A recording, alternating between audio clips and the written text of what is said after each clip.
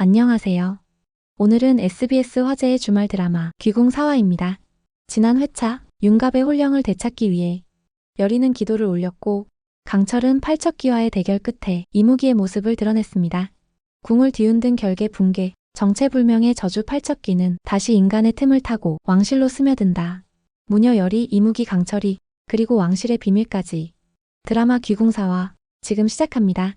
팔척기가 금줄의 결계를 뚫고 이정의 몸속으로 파고듭니다. 급격히 변한 이정의 태도와 폭주하는 힘에 강철은 정면으로 맞서 싸울 수밖에 없습니다. 팔척기의 사나운 공격에 밀리던 강철은 결국 인간의 형체를 벗고 자신의 본 모습인 이무기의 형상을 드러냅니다.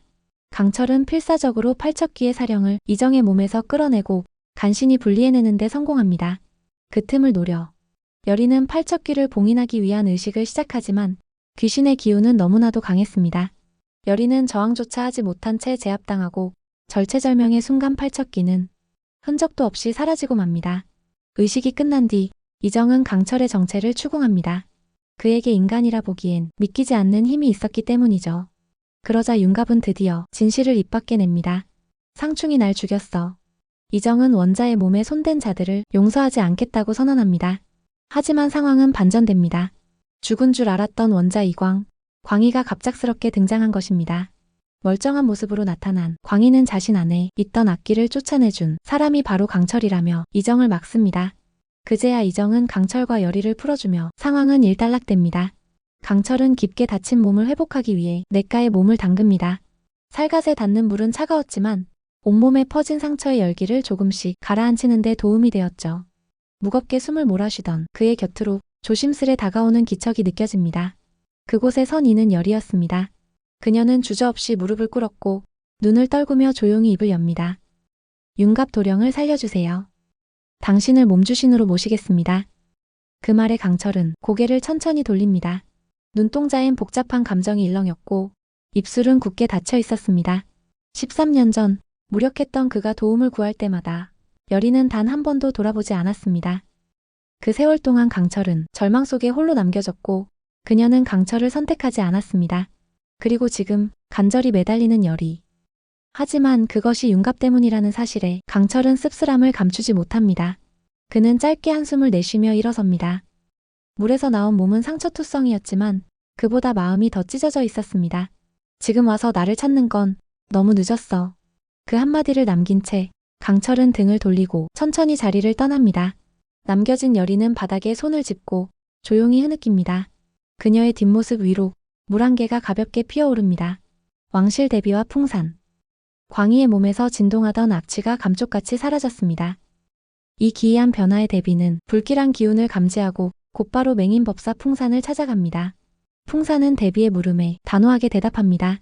귀는 아직 이궁 안에 머물고 있습니다. 대비는 이전의 의식에서 맡았던 끔찍한 악취가 떠올라 몸서리를 칩니다. 더 이상 귀신을 불러들이는 구파는 안 된다고 선을 긋습니다. 대신 악기가 왕실에 다가오지 못하도록 영인대군에게 쫓아내는 의식을 하라고 명합니다. 하지만 풍사는 그 말에 눈썹 하나 까딱하지 않습니다. 그의 입꼬리엔 조소가 깃들고 마음속에선 이 모든 참사의 근원은 바로 너희인데 라는 생각이 맴돕니다. 대비의 명령은 점점 현실과 동떨어져 가고 있었고 풍사는 그 무력한 권위 속에서 더 큰 어둠이 꿈틀대고 있음을 직감합니다. 영인대군과 수살기 오김. 한편 영인대군은 점점 몰락해가고 있었습니다. 항아리 속에서 자신 때문에 죽음을 맞은 궁녀 수살기 오김을 마주친 이후로 그는 밤낮 없이 악몽에 시달리며 정신이 붕괴 직전에 이릅니다. 그 와중에 또 다른 궁녀의 죽음, 그것도 중궁전에서 자결한 비극의 진실이 영인의 귀에 전해집니다. 그녀 또한 영인대군에게 희롱을 당한 끝에 목숨을 끊었다는 사실, 대비는 더 이상 참지 못하고 영인을 향해 격한 분노를 터뜨립니다. 왕족의 이름으로 부끄럽지도 않느냐. 모욕감과 죄책감에 휘말린 영인은 이성을 잃고 곧장 수살기 오김의 옛집으로 달려가 그녀의 아버지를 무참히 폭행합니다. 그 모든 모습을 오김은 조용히 지켜보고 있었습니다. 그녀의 눈동자는 증오로 일렁였고 얼굴은 차가운 물속처럼 고요했지만 심장 깊은 곳엔 다시 타오르기 시작한 복수의 불길이 일렁이고 있었습니다. 북한산 여리와 강철의 추방. 잠잠해질 틈도 없이 또다시 벌어진 무속의식. 북한산에서 의식을 버렸다는 익명의 고발이 들어오자 이정은 여리와 윤갑을 궁으로 다시 불러들입니다. 이정은 단호하게 말합니다. 광희를 구했다고 한 번은 넘어갔다. 하지만 이번은 다르다. 결국 두 사람은 도성에서 추방당합니다. 하지만 그 이면에는 강철의 계산된 전략이 숨어 있었습니다. 여리는 이번 기회를 이용해 제대로 된 테마 준비를 하겠다고 마음먹습니다. 그녀는 내불산에 있는 무당 넙덕이의 유품들, 특히 귀신을 봉인하는 무구들을 되찾기 위해 강철, 윤갑과 함께 깊은 산속으로 향합니다. 내불산 호랑이와 기이한 만남. 해가 저물 무렵 세 사람은 내불산 깊은 곳을 오르다 호랑이의 기척에 놀라 급히 몸을 숨깁니다. 그 틈에 노인이 여리의 재물인 호박엿을 슬쩍 들고 달아납니다. 강철은 곧장 노인을 쫓아 산길을 달리는데 그 끝에서 마주친 한 사내는 사람이라고 보기엔 너무나 강한 기운을 풍기고 있었습니다. 단숨에 제압당한 강철. 그러나 그 사내의 뒤를 따라 나타난 이는 바로 가섭 스님이었습니다.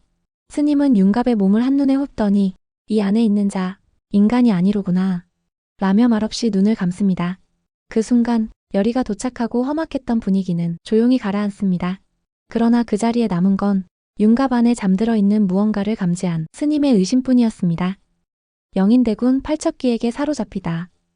술에 절어 궐 안을 헤매던 영인대군. 달빛 아래 연못에 비친 수살귀 오김의 형상을 다시 마주합니다. 술김에 분노한 그는 그녀를 향해 외칩니다. 내 집을 태워버리겠다. 다 없애버리겠다. 그러나 그 순간 어딘가에서 스멀스멀 기어나오는 짙은 기운. 이정에게 일어났던 것과 똑같은 현상이 영인대군의 몸에서도 벌어집니다. 팔척기 그 어둠의 실체가 이번엔 왕실의 핏줄 영인을 집어삼킵니다. 그의 눈동자가 검게 변하고 입가에선 알 수 없는 낮은 웃음소리가 흘러나오기 시작합니다. 팔척기는 또다시 사람의 몸에 깃들었고 그 대상은 바로 왕실의 피를 잇는 영인대군이었습니다. 수살귀 오김의 분노, 대비의 맹목적인 지시, 그리고 여리와 강철이 향한 내불산의 결말은 아직 아무도 모릅니다. 다음 회차, 무녀와 이무기, 그리고 왕실의 원한이 다시 한번 충돌합니다. 드라마 귀궁, 진짜 저주의 시작이 다가옵니다. 오늘 영상이 흥미로우셨다면 구독과 좋아요, 알림 설정도 잊지 마세요. 앞으로도 귀궁의 스토리와 뇌피셜 전개, 정리 영상까지 꾸준히 업데이트 해드릴게요.